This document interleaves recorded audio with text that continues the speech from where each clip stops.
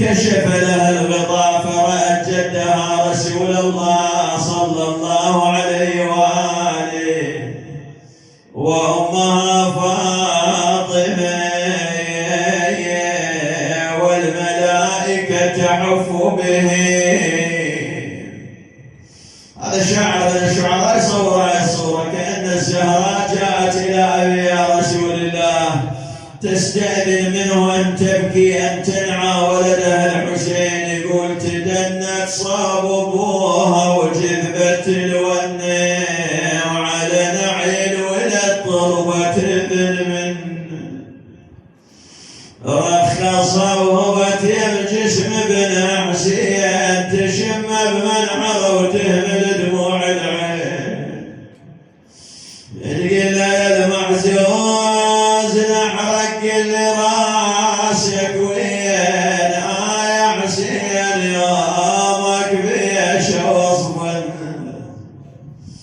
تقول اش كثور يا ابن تعبت برباك انا ولاليت يا شمعة عيوني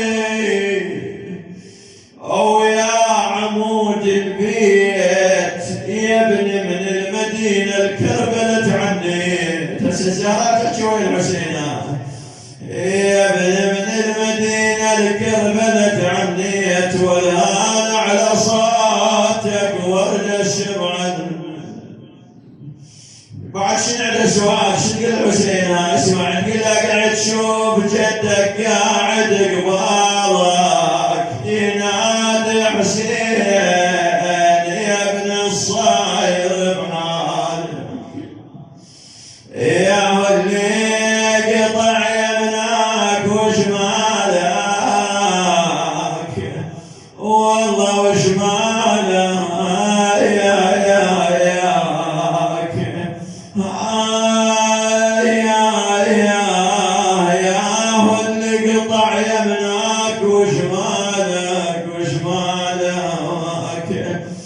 تقول له يا ابن الياس ببكت لك العدوان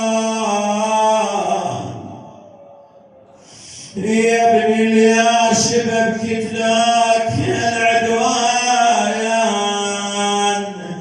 ويا ابن ليش جسمك على العريان يما الفرات وتنذبح عطشان اريد انشد عليه من تنحر منه.